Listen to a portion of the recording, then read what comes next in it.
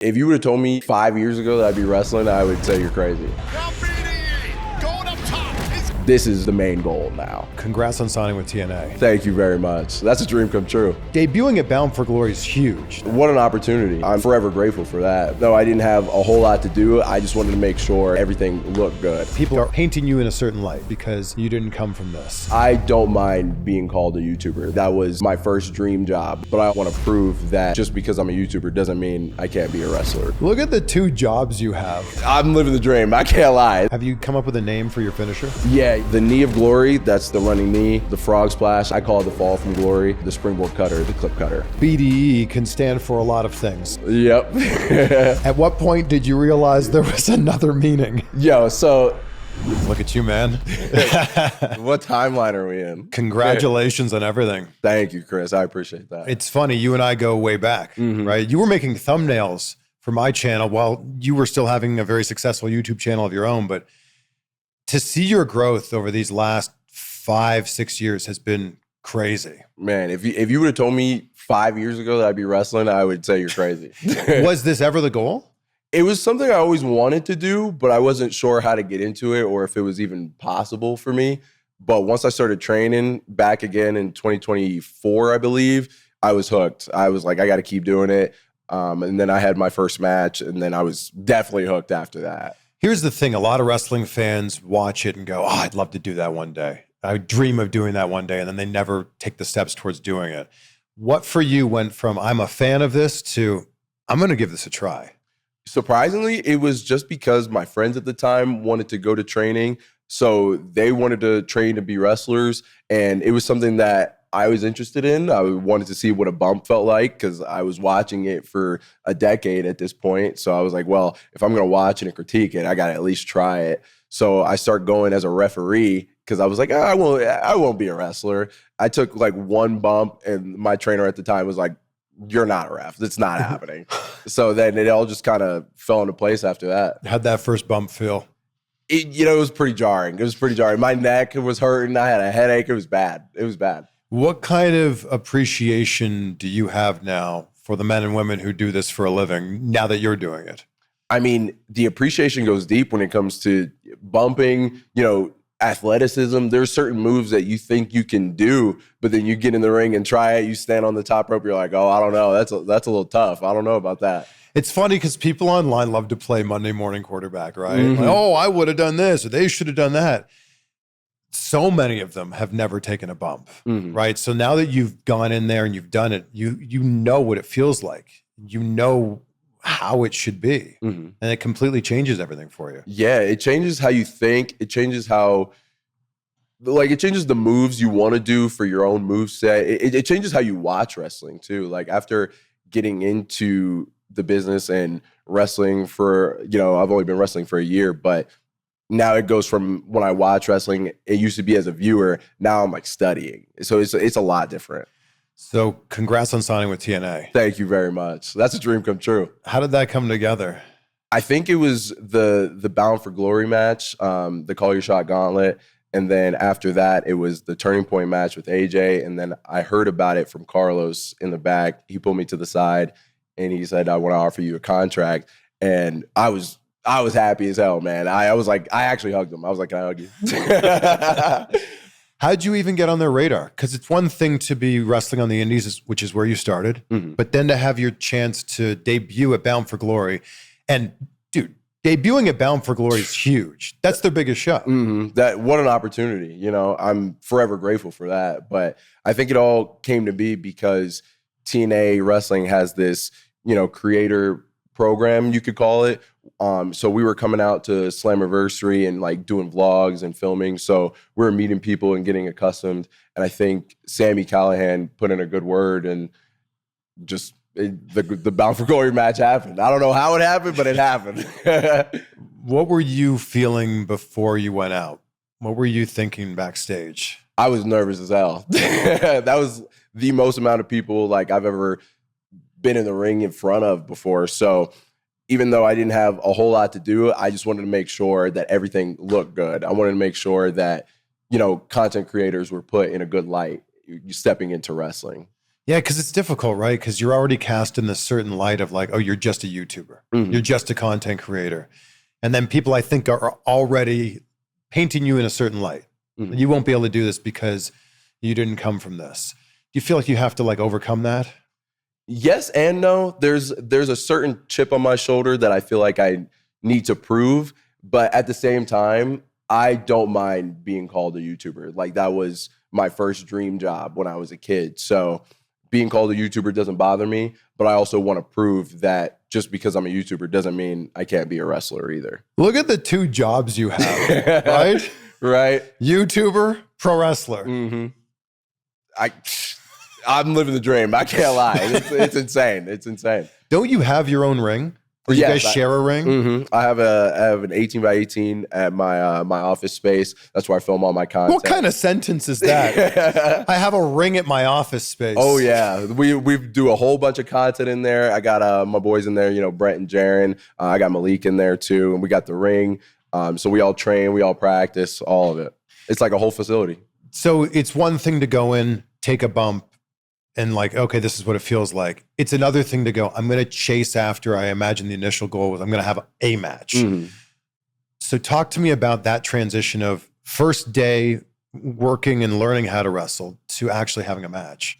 First day is tough, man. Like just learning the fundamentals it takes weeks, if not months to hammer down. You know, you've trained before. Yeah. So like going from that to having a match, like I'm still learning, you know, I'm still shaking the green, as people say, you know. So I don't know how to put it into words necessarily, besides it's freaking hard. It's freaking hard. What do you think is the hardest part about it? Footwork, timing, especially. Like I feel like I'm still learning my timing, when to go, like when the urgency is, when to speed up, when to slow down. Like you always hear when you think you're going slow, go slower, you know. Yeah. So I think my timing for sure. I think that, I mean, I trained when I was 20, so we're going way back here. But I remember one of the most surprising things was the next day, I was just hurting in places I'd never hurt before. And like running the ropes, I had a bruise on my lat that stayed for days. And it's funny, this idea of like you get calloused up to it. And like, it's a funny thing to hear, but it's true, right? You get calloused up to this idea of like, your body's just used to being in these car crashes every day. Right? And it's like, it takes a while to get that callus. And sometimes like things still hurt, you know, like hitting the ropes in training is a lot different than hitting the ropes in a match. Your adrenaline is going in a match, so you don't necessarily feel it. But in training, you feel every single rope hit, every bump, everything. How did this debut match with AJ Francis come together? Honestly, I you know, that's above my pay grade. I just get booked in these matches. I just get surprised every time. But I think it just came together because the Bound for Glory spot that we had, you know, eliminating him from the Call Your Shot gauntlet. And I think it just led to that. And, you know, we have a lot of history from the indies as well. So I think that was just a way of seeing how I could hang in a one-on-one. Yeah, your very first wrestling match was with AJ Francis. And this wasn't just an appearance where you were in there for 30 seconds or a minute. It's a 15-minute match. 15-minute match, no DQ. Yeah. So how did that initial match get put together? I think I was like 3-4 months back into training at this point, and AJ wanted to have a match, and I didn't feel ready, truthfully. I was like, I just got back. Like I had a little bit of training in 2019, so it was really just sharpening up the skills again, but I still didn't feel ready. But he felt that I was ready. He went to Sammy, got it put together, and then we had the match. And after that, I felt more ready than I thought after actually having wrestled the first match. Have you watched that match back? Oh, I've watched that match so many times. So many times. What do you think? I'm honestly proud of it. Like when I look back at it now, there's things that I'm like, okay, I could have did that better. I could have did that better. But for a first match, I think we went out there and killed it. The choke slam into the cutter. So smooth. Dude, that bump was nasty. Let me tell you, dude. He choke slammed me from the top of the turnbuckle through a table. And still to this day, that's the worst bump I've ever taken. But it was so smooth how you reversed that choke slam into the cutter. Like, looked like you've been doing it for years. Thank you. The cutter is my favorite move to do. Like, you're just growing up watching wrestling. It's one of the smoothest moves. I knew I wanted to implement it in some way. So I appreciate the compliment. The end of that match is wild, right? The way that that match ends, you can't really prepare for a spot like that. So what are you thinking in that moment? In the moment, I'm just like, I know this is going to suck, but I think it'll be worth it because, like we were talking about earlier, YouTubers have this kind of like stigma to them. So I wanted to go out there and prove that like I can hang, or like I take this seriously, And I think you have to give a ton of credit to AJ Francis. You got to give him his flowers. He is so good at making his opponents look great. He does not get enough credit. He really doesn't. I completely agree. And like, I think it's a testament to him how great your debut match was because he took care of you so much in that match. He did. He's an absolute pro. He's one of the best storytellers in the business, in my opinion. Like, for a match to be that good, I've never had a match. I got to give credit to AJ. All credit. Also, a guy that big doesn't need to be bumping the way he does. Man, he bumps for everybody. He makes everybody look great. He's selfless when it comes to actually telling a story in the ring. It's crazy. So pretty crazy that you went from playing as someone like Nick Nemeth, Dolph Ziggler in a 2K game.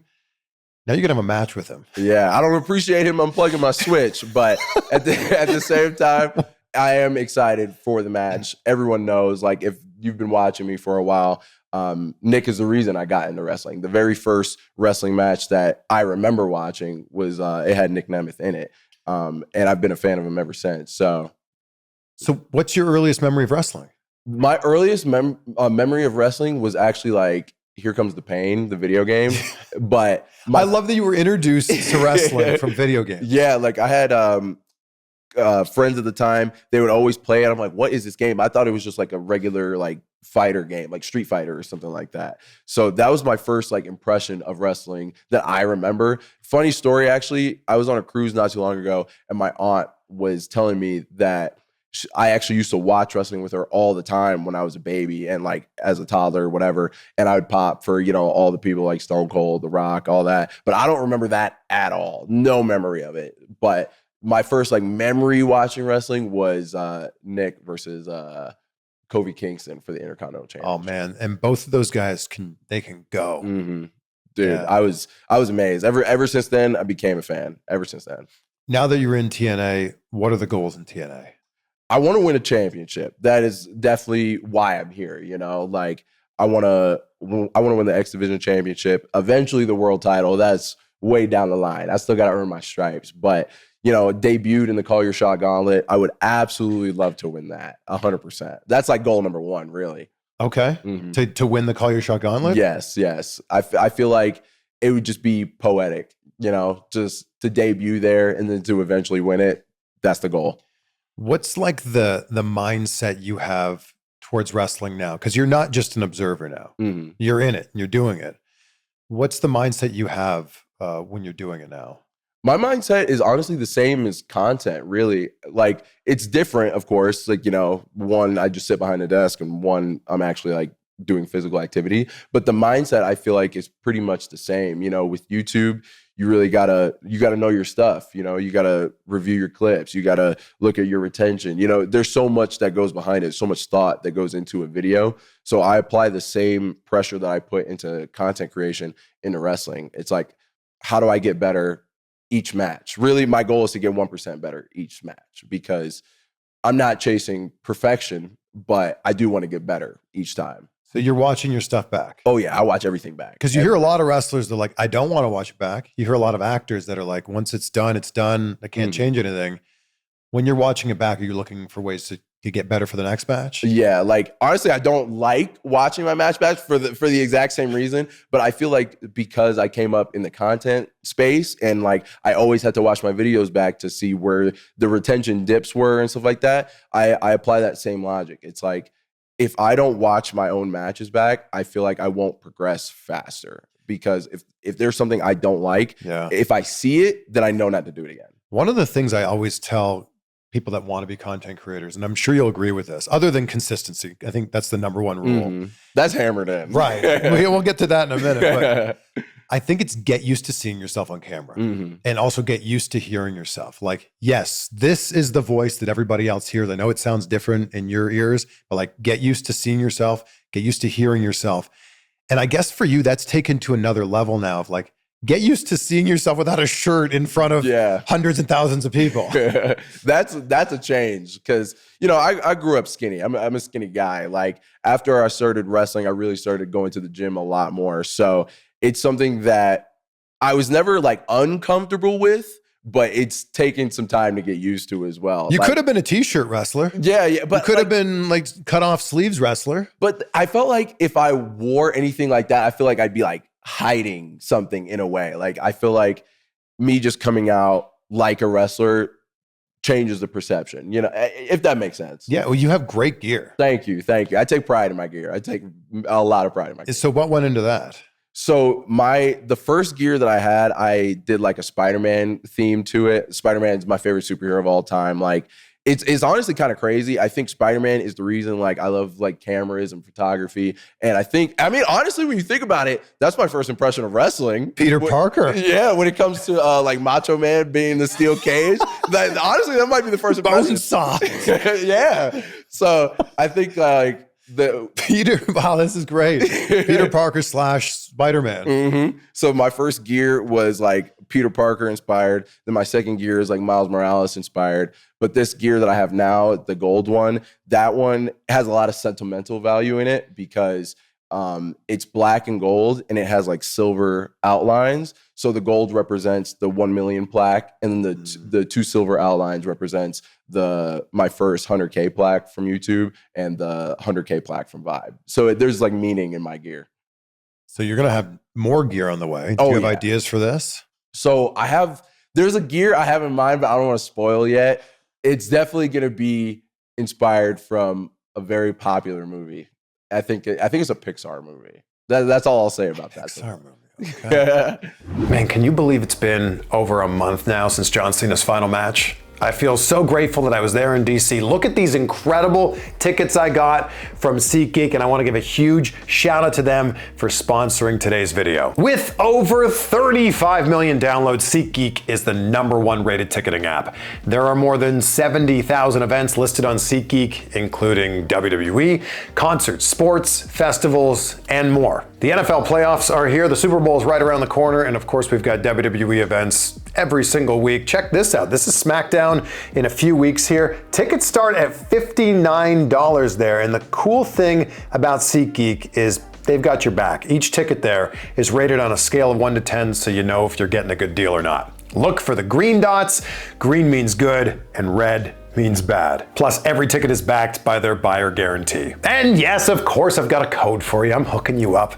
Use the code CVV to get 10% off your next set of tickets at SeatGeek. That's 10% off any tickets when you use the code CVV. Just click the link down below to download the app, and then that code will automatically be applied for whatever the next event that you're going to happens to be. Big shout out to SeatGeek for sponsoring this episode. Who do you think's the greatest Spider-Man of all time? Oh my God. Like Spider-Man or Peter Parker? You tell me. All right. Because I think you could put it in 2 different categories. Okay, best Spider-Man, I'd say is Andrew Garfield. I think he embodies like what Spider-Man is. Like if you've read comics at all, I think he is the closest we've seen to it. I think the best Peter Parker is Tobey, but I think the best mix is Tom. Yeah, but I'll say my favorite Spider-Man movie of all time is Into the Spider-Verse. The animation is goated. Oh my God. And that's such a great story too. Man, it had me hooked. I didn't even see it when it first came out. I slept on it for like 2 years. I finally watched it. I'm like, oh my God, what have I been doing this whole time? Spider-Man, superhero movies, that's something that really inspires you? Yeah, that's something that like I'm always like looking forward to the next, superhero movie. I check out every single thing. Like I'm a big nerd when it comes to that. And I feel like a lot of it goes into my personality too. Like I feel like a lot of stuff that I've read from comics or just seen in movies goes into like my content. It goes into wrestling. Like comics is really like a part of my life in a big way. Do you remember the first time you watched TNA?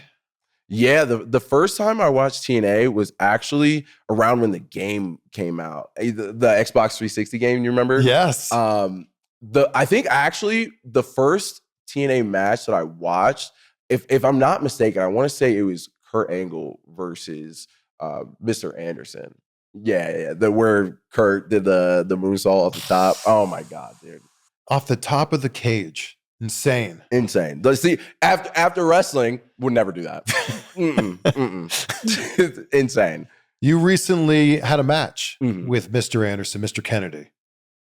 Talk to me about that. Man, that speak about dreams come true, man. Like just being able to share the ring with people that I grew up watching is something that I never thought would happen. Like I feel like I'm still like having imposter syndrome sometimes. You know, it's like, how am I here? Yeah, how do you deal with that? I think it's just time. Like over time, it's gotten more normal, but I don't even think I'm still there yet, truthfully. But I think it just comes with time and just like asking questions too. That's what makes me feel more comfortable because I really want to understand what I'm doing in the ring. So the imposter syndrome fades the more I ask questions backstage with some of the wrestlers. When you're backstage at a TNA show, surrounded by legends, what are you thinking? The little kid in me is going crazy. I can't lie. Like that's a part of me that I won't hide. Like when I was at Bound for Glory, I was backstage and I really didn't want to make anyone feel uncomfortable because, you know, I grew up a fan. And I'm not afraid to hide it, but I was like, I got to get a picture with the Hardys. I have to, you know, if I don't get a picture with the Hardys right now, my friends will be pissed at me. So yeah, I think just it's, I keep saying it, but it's really a dream come true. I know that Jeff Hardy gave you some advice. What was the advice he said? The advice he said, paraphrasing really, it was just to be yourself and be authentic. I was asking like, what do you think is the best way to, you know, connect with the audience? And he told me just be authentic, be yourself. And he was like, you're already doing that because you have your content and stuff like that. But that was really the gist of it. It was a quick conversation. He was putting his makeup on, so I didn't want to bother him. But yeah, he was very kind about that. So yeah, the authenticity for sure. Have you got any other great pieces of advice from any of the other veterans? Yeah, Eric Young gave me a great piece of advice when it comes to character work. I was telling him about a time on the Independence where I had this idea for, you know, bringing out a phone or a GoPro or something like that. And it got turned down. And I was like, okay, that's fine. Like the other wrestler in the match turned it down. I was like, okay, that's fine. We don't have to do it. I'm okay with that. But Eric was telling me, fight for things like that because that's your character. Those are things people remember. So I would say that that's one of the biggest pieces of advice I've learned so far is like double down on it. Like that's the reason you're here. So show that side of your character. Did you come up with the idea to come out filming yourself like selfie style? Yeah, like it was kind of like a mix because I wanted to do a different thing with my entrance. Like I wanted to like grab the camera and like kind of like show around, do like a selfie style thing. And then Sammy was the one who told me to actually bring out my phone because he was like, you should live stream it every time you come out. But certain venues like internet's not great or my data's not great. So I just decided, okay, I'll just come out with the phone, record it. And I'm glad I decided to do that instead because I feel like it's a more authentic way for me to connect with the crowd sometimes because I didn't always used to turn to the crowd and like show them when I was like making my entrance. But then I heard them the first time I did it, they reacted really loud. And I was like, oh, okay, I'll do it to the other side. They reacted really loud. Yeah. I was like, all right, I gotta keep that. Gotta keep that. And I've gotten some DMs about it. Like sometimes they'll be like, oh, I saw myself in the video. So, and I love that. Like I'm very community driven. Like on my YouTube, I have a Reddit page and it's all community driven. Like every single post on there is from people who are subscribed to the channel. So anything that gets my community involved, I'm all for. I'm all for it. Have you officially come up with a name for your finisher? Yeah. So the knee of glory, that's like the running knee. The frog splash, I call it the fall from glory. And now we just named the springboard cutter, the clip cutter. The clip cutter. Oh yeah, dude. I was trying to figure out a name for it for a while, but I was like, I'll just leave it until I find something I like. And then it was actually at TNA last week where I, came up with it, and I was like, that's staying. I like that. That's a tough move. Not only is it a tough move to pull off athletically, but that's a tough move because you've got so many other people all around the world doing different versions of that move. Mm-hmm. Like Will Ospreay goes like 40 feet in the air when he does that. He gets move. height. Javon too. Javon goes insane high. Yeah. Cody does the move. Yep. Yes. What makes yours a little bit different? I think what makes mine different is it's definitely inspired off of them, 100%. I'm not hiding that at all. But I think what makes mine different is the name, even though the move is the same. I just think that the name makes it stand out a little bit more because, we cut clips for a living, with content. So I like to think that the names help it stand out just a little bit. Shoot your shot on Prize Picks and get $50 bonus credit instantly in lineups when you play your first $5. That's right. Prize Picks is now giving you $50 bonus credit in lineups when you sign up and play your first $5. Prize Picks makes every dunk, every three-pointer, and every board that much more exciting. So don't miss this chance to get started on America's #1 app for sports picks. On Prize Picks, you simply pick 2 to 6 players, pick more or less on their stat projections, and submit your lineup. Prize Picks also has early payouts. So if your lineup gets off to a hot start, you now have the option to cash out those winnings before the game even finishes. You can also copy your lineups with one click with the new social feed feature. Download the Prize Picks app today and use code INSIGHT to get $50 bonus credit in lineups after you play your first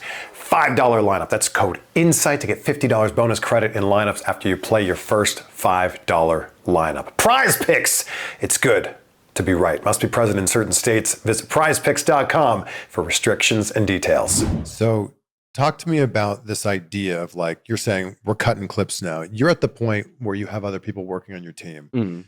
What's the BDE team look like? So my team is very small. I like to keep it small. Right now, I have my my editor and creative director. His name is Big Red. Shout out Big Red. And then I have Michael. He's my creative director. He helps, ideation, thumbnails, clips, all of it. And then I also have Ben. He's my cameraman as well. Where does the idea for a video even come from? Honestly, it all starts with just when I click it. Like, is this a video that I would watch? When I was younger, I used to think about like content gaps, basically. Like, is there a video that isn't out there that I want to make that nobody else is making, but I really want to watch? So I just try and create what I would find entertaining or what my younger self would find entertaining. So if the video idea doesn't really hit, I won't make it. Or like even as far into the video process, like if I have the idea, cool. But if I don't have the title and thumbnail, I will not make the video. Titles and thumbnails are like crucial, right? They're the most important thing. When you have a video titled, I bought a $20,000 seat to Royal Rumble, like, yeah, I'd click on that. Yeah, like that. And that was a risk. That was a really big risk because I've spent a lot of money on videos. So you actually bought a $20,000 ticket? That's true. Yeah, it wasn't like a sponsor said. I dropped $20,000 of my own money. That was the biggest risk I've ever taken. Like, and when the video got, I think it got 4 million views. So you made your money back with that video. So I mean, that it paid off. Yeah. But what are you thinking when you hit? Okay, I'm doing it. On one hand, I was excited because I was like, I've never sat that close at a wrestling show before. So I was like, either way, it's going to be awesome. But I was like, I really hope the ROI is going to be there. It all came about because I was playing video games with Brent and we were just chilling and we were like, we want to go to this event. And he was like, why don't we just get tickets? And I was like, hold on. That's a good idea. So then I call like my business manager and I was like, hey, I kind of want to drop $20,000 on a ticket. What do you think about this? He was like, what are the plans to make that back? I was like, oh, we'll do streams. We'll do whatever we got to do. I don't know. We'll make it back. And we ended up doing streams to make it back. So like the video, before we even filmed it, like we had already made some of it back. But it was still a big risk. I've never dropped that much money in my life. What was the exact amount of money for that ticket? Do you remember? The ticket itself was like $18,000, but plane tickets too, it made it. I think the total came out to like $22,000. I think. Yeah, it was gross. It was gross. But I mean, look at the seats you had, the view you had. It was so worth it, and I think like that video changed the trajectory of my content because before it was very gaming focused and it was very like wrestling topic focus like with the Reddit.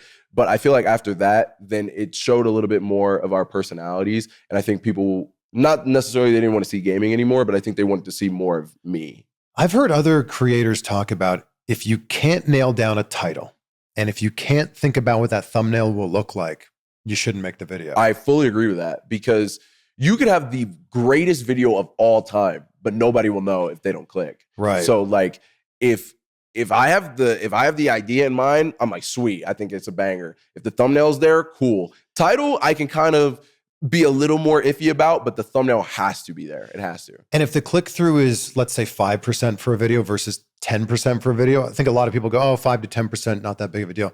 It's twice as many people clicking through. Mm-hmm. And I think a lot in those ways of like, that's the difference between 10,000 views and 20,000 views, or 100,000 views and 200,000, Mm-hmm. 1 million and 2 million, and so on and so on. And it's these little incremental changes. People don't realize how much a thumbnail matters. Oh, it's the most important thing. Because there was one time I changed the thumbnail of my video. It was like a 4-year-old video, but I was like, this video has potential. So I was like, and it got decent views in the past. And I was like, I'll just change it, see what happens. Because I heard a story about like Mr. Beast changing his thumbnail and he like doubled his views. So I was like, okay, I'll try it, whatever. So I changed the thumbnail on the video. It literally got 400,000 more views. Like you can see exactly where I changed the thumbnail. It spiked like crazy. And it was an old video. Like it had been up for like 3 years already. So I'm like, it just goes to show how much the thumbnail matters. So when you're thinking about titles and thumbnails, what are kind of some do's and don'ts? I like to keep my titles relatively short. Like I don't like to go above 60 characters. I would even say 50, because like some devices, it gets cut off. So I like for a viewer to be able to know exactly what the video is. And especially with the thumbnails too, like I don't like repeating myself in the thumbnail and in the title. So that's a great point, because there's now 2 opportunities to have more text, right? Mm-hmm. So if you have a little bit of text on your thumbnail, that shouldn't repeat what's in your title. Exactly. My best like piece of advice that I give other creators when they make thumbnails is if I can tell what your video is about without having to read the title, you have a great thumbnail. Mm-hmm. Maven put out a video talking about the best YouTubers turned wrestlers. Mm-hmm. Logan Paul was number 1. I think that makes a lot of sense. I think that's fair. You were number 2. I'll take that. As long as I'm not 5. What a list to be on. I'm proud to be on that list, honestly. And that high up, I take. Yeah, the Maven is just crushing it, right? And it's funny. His channel's going crazy. He's going to hit 1 million subscribers this year. I couldn't be happier for Maven and the work that him and Zach are doing. But like, it's funny also because Maven's the inverse of that. Maven's the wrestler turned YouTuber, right? You're the YouTuber turned wrestler.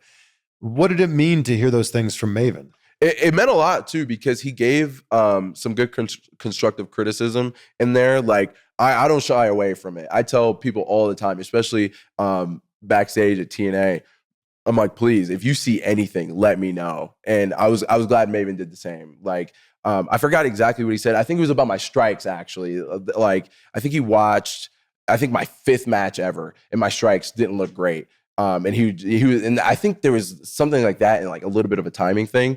But everything he said was valid, and I've been working on that consistently. So I love constructive criticism. Yeah. What's your relationship like with criticism, whether it's helpful or maybe it's hurtful? What's your relationship like with that? I invite it, because at the same, like, even if it's negative, I feel like there's some truth in it to an extent, right? If it's overly negative, I think you can tell the difference. You know, you can tell the difference between someone who's hating and someone who is just giving their opinion, right? And I don't mind someone critiquing me or giving me constructive criticism, because, you know, I'm only a year in, you know, so there's things that I need to get better at. There's things I still need to improve on. I think the only thing is like, if I wouldn't trade places with the person, then I'll just take it with a grain of salt versus then taking it like for, you know what I'm saying? Oh, I know. There's that quote that I love: never take criticism from someone you wouldn't take advice from, or something like that. Yeah. Or like, don't take advice from someone you wouldn't trade places with. Yeah. Something like that. And it's so true, right? Mm-hmm. One of the most difficult things about the position that you're in is you're learning this in front of everybody, right? It's in front of everybody to see. all of your successes, but at the same time, all of your stumbles along the way. And there's a bit more of a spotlight on you because you have over 1 million subscribers. So it's difficult when you're having your first and second and third and 20th matches. It's a lot different from some person who doesn't have that type of YouTube following having their first bunch of matches.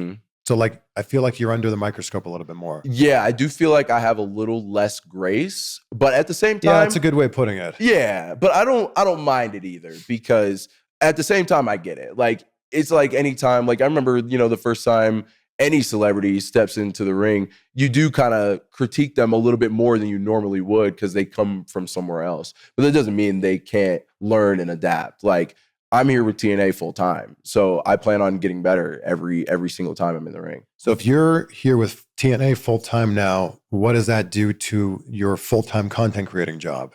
So the content is still going to stay the same. Like, I would say, since full time with TNA, the content is not necessarily on the back burner, but it's not my primary focus anymore. Like, my primary focus is getting in the gym, studying, practicing promos, all that. Like, this is the main goal now. Because I feel like with content, after I hit 1 million subscribers, that was like my real last goal for YouTube. Yeah. It's something that I'll still do. I tell my viewers all the time, I'll be making content until I'm old and gray. Like, I got, my mom gave me my first camera when I was like 9 years old. I used to make like family movies, skits with my friends. That's just something I enjoy doing. Like, it was a hobby before it was a job. So I'm always going to be making content. Your mom gave you your first camera when you were 9. We, funny enough, it's actually on YouTube. It's like 17 years old.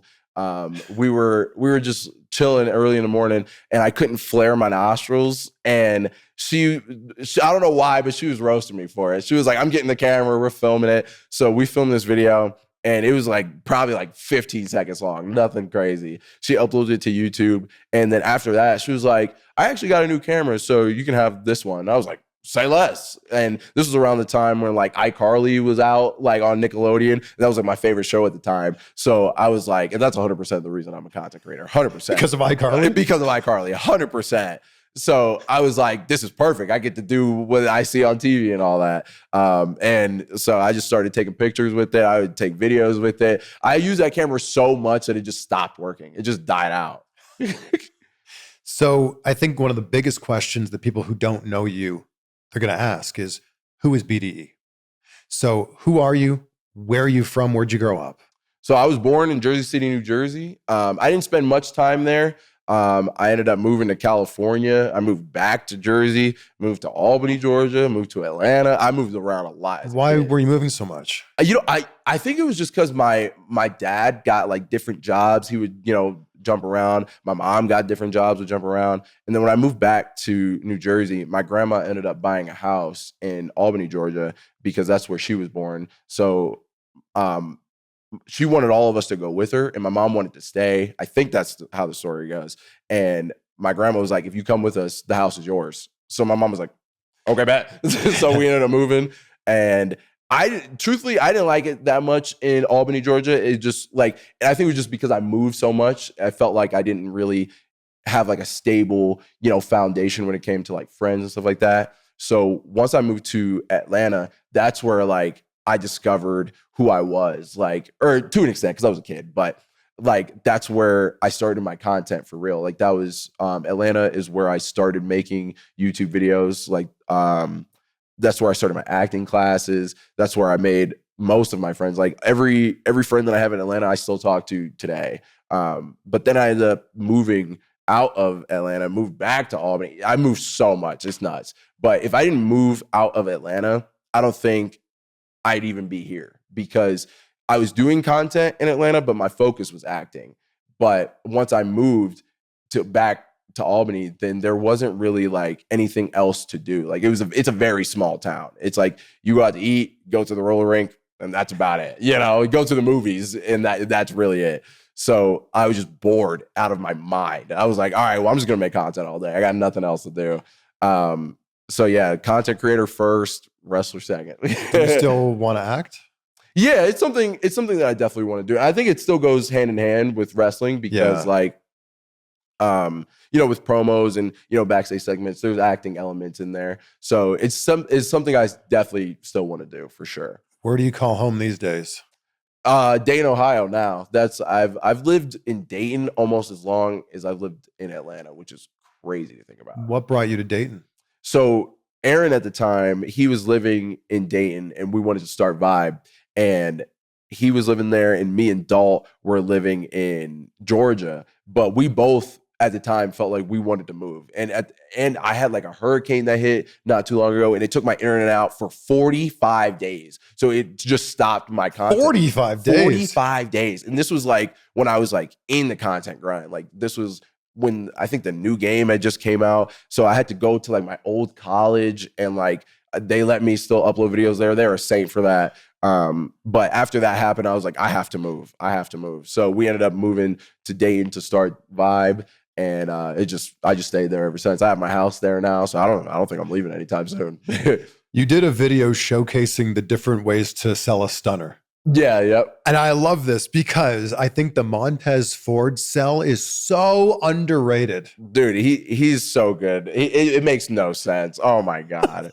I think there's so many people who could sell a stunner well. Those are some of my favorite videos to make too. Like, and hopefully I get to make more with some of the TNA talent eventually. But the way he's like just, I don't know, like frozen and then kind of just falls over. People don't realize that bump sucks too, because like the way he falls over, he's like falling like all on his shoulder. I'm like, yo, maybe I shouldn't have done that. What's the video you made that was most surprising of the reaction you got? What do you mean? Like, oh my gosh, this video blew up. I had no idea. Just surprised that it took off. Yeah. I mean, truthfully, I was surprised at how well the Rumble video did, like the $20,000 one. Like I had a feeling it would do well, but I didn't think it would do as well as it did. Like I was telling you earlier, it changed the trajectory of the channel. Like if I didn't make more vlogs, I don't think people would have been very happy. February is where good intentions get tested. January, start strong. New Year's resolutions, earlier nights, taking care of yourself until life hits back. The late nights return, and sleep is the first thing that's sacrificed. Nothing shapes how you think or you work like sleep. That's why Dream by Beam is one of my non-negotiables. Once I started using Dream, it helped me wind down, sleep through the night, and wake up energized and not groggy. Not to mention, it tastes amazing. I've been drinking the cinnamon cocoa flavor they sent me, and it's delicious. The perfect hot cocoa before bed. Dream is made with a powerful blend of all natural ingredients: reishi, magnesium, L-theanine, apigenin, and melatonin. And Beam has already helped improve over 28 million nights of sleep, helping people across the country wake up and feel their best. So if you've been waiting for the right time to try Dream, this is it, because they're offering an exclusive discount for anybody watching this on YouTube. Go to shopbeam.com/insight, use my code INSIGHT, and you'll get my exclusive offer for up to 40% off Beam's Dream Powder. So with my code INSIGHT, you can get their best-selling Dream Powder for just $39. So seriously, think about this. How much would you pay for a truly great night of sleep? With my discount, it's just $1.25 a night. Go to shopbeam.com/insight today. So we talked about consistency earlier. And I think that is like the number one key, really just in whatever you're chasing after in life. But if you want to be a content creator, you want to be a podcaster, it's like, be consistent. Mm-hmm. How much has consistency changed your life and your career? I mean, consistency, I know people are tired of hearing it, but I really think that's like the backbone of content or anything that you want to do in life, really. Like consistency is there when motivation is not, like that discipline to just keep going. Like there's times I film a video and I do not feel like filming it. I'm just not in the mood for it. I didn't wake up on the right side of the bed that day, but at the end of the day, that's the job. It's same with wrestling too. It's like, consistency is the only way you're going to get better. Like those reps is the only way you're going to get better. So consistency is key. Like, yeah. And it's interesting because people don't think about creating content like a job. And I think that if you treat it like a hobby, it will end up being a hobby. If you treat it like a job, it'll be a job. But when you wake up and you have a 9 to 5, Monday to Friday job, it doesn't matter. It doesn't matter how you feel. You got to go. You got to go and clock in and do your job for the day. And I think that sometimes with content, it's like, well, I'll make it tomorrow or I'll put it off till next week. And I feel like when you put that off a day turns into a week turns into a month. And next thing you know, you're not doing it anymore. Exactly. Like that's like that's a habit I try not to fall into. Like there's sometimes I'll be like, okay, I really don't feel good. I'm going to film it tomorrow. Right. But if I say that, then I have to film it tomorrow because you can't get complacent. You just can't. You just can't. I would love to see a match between you, BDE versus Leon Slater. Oh my, that's a dream match. Oh my God, don't even get me started, bro. That's something I'm looking forward to. That's on the bucket list for sure, especially for this year. I think it could happen. I think it could happen too. Mm-hmm. Like think about, he's just unbelievable. And he's young. What is he, 21 still? 21. That makes no sense, bro. That makes no sense. He's got his whole career ahead of him, man. Pretty crazy. Right? Yeah. Like, let me tell you about a dream match right here, okay? Me versus Leon versus Javon. That's something that's in there. I need that match one day. With the partnership that TNA has with WWE and NXT, is that another goal for you? Oh yeah, to wrestle in NXT. Yeah, that'd be sweet. Obviously my main focus is TNA, but if the opportunity ever rolls around, I'm definitely down. I'm a team player. Whatever TNA Wrestling needs me to do, I'm there for. So BDE can stand for a lot of things. Yep. For you, it stands for Brandon Does Everything. Mm-hmm. At what point did you realize there was another meaning? Yo, so when I hit 100,000. My name didn't even fit on the plaque because it was just so many characters. It was too long. Like the G and everything didn't fit. So at that point, that's when I realized I'm like, okay, this name is hella long. So around I think it was 2021 or 2022, I was like, I want to shorten it. But I was like, if I change it to anything else, I feel like it'll just be too jarring. So I was like, I'll just shorten it. And then I don't even think I realized what the acronym would be. And I looked at it and I'm like, if I change it, this is either going to be really bad or people are going to just forgive it after time. So I hesitated on changing it for 2 weeks, and I was like, I really got to change it. I got to shorten it. So I sat on it because I realized what it also meant. Pause. Because there's a lot of people that are seeing BDE in TNA for the first time going, what? Yeah. But you know what? I kind of like that though, because it's a little bit of a curiosity. It's and I've even heard people I'll tell them what it is and they'll be like, sure, So at the same time, I kind of like it. It gives that curiosity gap. What was the original idea behind Brandon Does Everything? What was the everything you were doing? So at the time, before I was making wrestling content on my channel, I was doing Call of Duty, Minecraft, I was even making Happy Wheels videos. I just wanted to do everything. But as I learned more about the platform, that's not really how it works, or it used to back in the day. But now it's you got to pick a niche and stick with it. So I changed the name to Brandon Does Everything because I wanted to just film anything I wanted to. And I made one wrestling video and it bypassed every single other video I ever made. And I was like, okay, well, I'll still make other videos too. I was making other videos. It got 100 views at the time. And then I made another wrestling video, 1,000 views, 2,000 views. I'm like, okay, I think I'm gonna move over here.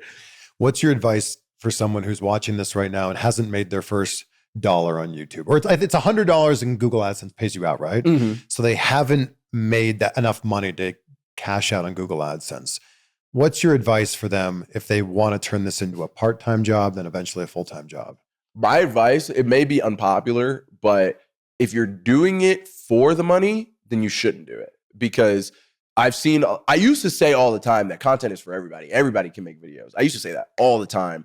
But after years of helping people with their channels and seeing how they operate, seeing the ones who are driven by money versus the ones who would do it even if it was even if you didn't get paid for it, the ones that always succeed are the ones who would do it if it was free. Even if I didn't make any money off of YouTube, I'd still be doing it. Maybe I wouldn't do it as much. Maybe, my focus would be elsewhere, but I would still be doing it. Yeah. So I think if you're doing it for money, you're kind of doing it for the wrong reasons. There's nothing wrong with wanting to get paid from it, but if that's the end all be all, I think you'll burn out. And I think that the audience can see right through it. Mm-hmm. If you're not being authentic, if you're just making videos and the topics of them seem to be oh, you're clearly just doing this to try to make money off of it, I feel like the audience instantly can sniff that out. Yes, that's exactly how I was going to word it. The audience could sniff out when you're not being authentic. And it's like that. I've seen people just leave a video. There was I don't really feel like he's telling the truth, or I don't really know. But I don't know. There's even if the viewer doesn't realize it, they realize it in their subconscious. Yeah. We all know how important sleep is. I mean, a great night's rest sets you up for a great day. And let me tell you, I have been getting the best sleeps of my life since I got my Helix mattress. And yes, the best sleeps of my life as a father with 2 young kids. With Helix, you're upgrading to an award-winning mattress that's built to support your body and helps with issues like back pain and night sweats.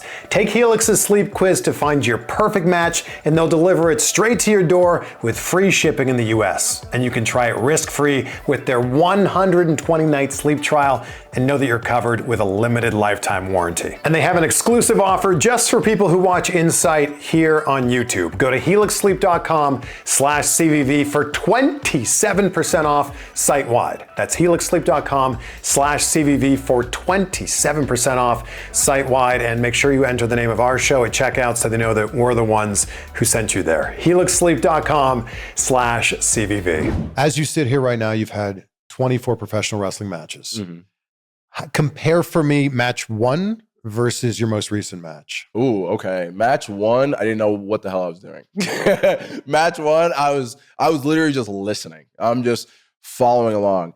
Had you planned out the whole match, or were you calling some of it out there? I had ideas, but like the finish of the match was my idea, but AJ put it together. Like I was telling him that I didn't want to, I mean, I don't think I was going to win anyway, but I was telling him I didn't want to win. Like I really didn't want that. I wanted to lose on the way in because as a viewer, I feel like I wouldn't be that thrilled if it makes no sense for me to be AJ Francis. It made absolutely no sense. Right. So my only thing was, it was like, if I'm going to lose, I want to go out looking like I just sold my ass off. You know what I'm saying? You did. You know, like it's funny thing about that too, in that match, Daniel, the ref, he comes up to me. He's like, after I go through the table, he's like, just lay here for a second, let AJ, celebrate, do his thing. I said, you ain't gotta worry about that. I'll be right here. I'm chilling. But from the match, my most recent match, I feel like I have a better understanding of structure and where to put moves. I'm still learning, of course, but I feel like I have a better idea of how to put a match together. Like with the match with AJ, like, all right, this speaks to the level of like the difference. The first match with AJ, I wrote the whole thing out on my phone because I was like, I don't want to forget anything.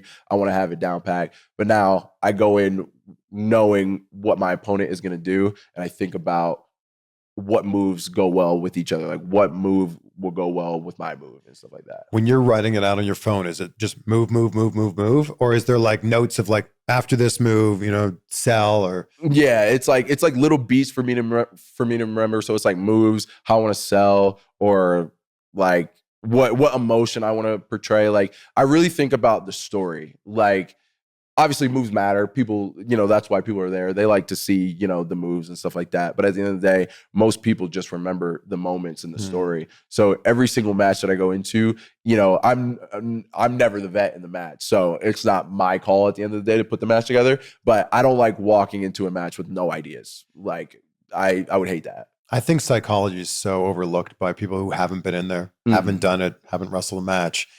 What's your relationship with psychology now that you're doing it? That's the part I'm still learning. Like I don't even know if I could speak on psychology that well, besides just like knowing when to slow down, knowing like asking why. I think that's my biggest thing I always try and do is like, why are we doing this? Why does this get a reaction? Why? That's always the question. So that's how I think about psychology with where I'm at right now. Hopefully, as I, have more matches, that answer will sharpen up a little bit. But yeah. Well, I want to acknowledge you. So many people dream about doing this, but never actually do it. You had your debut match. Then you debuted for TNA at Bound for Glory. Now you're a TNA star as you sit in front of me right now. Congratulations. Thank you. You're doing the thing that so many people dream of doing. And I can't wait to see what's next for you. And I've known you for years. And to see your progress over those years has been incredible. Thank you, bro. Honestly, I'm gonna give you your flowers too, because you've been absolutely killing it in the space, and I'm happy to see everybody give you your flowers. You should have heard the reaction backstage when they showed you on TV. What, really? Yes, you gotta pop. You gotta pop. I swear. Like everyone was just happy to see you, and it's because you're the nicest guy in this freaking community, man. Oh man, thank you. Of course. Congrats again. I will ask you the question I end every interview with. Gratitude's huge for me. I know it is for you as well. Brandon, as we sit here right now, what are 3 things that you're grateful for? I'm grateful for this contract. I'm grateful to have the opportunity to showcase what I can do. I'm grateful to be alive. I love it. Congrats, man. Thank you, Chris. Appreciate you. Thank you for having me. Of course.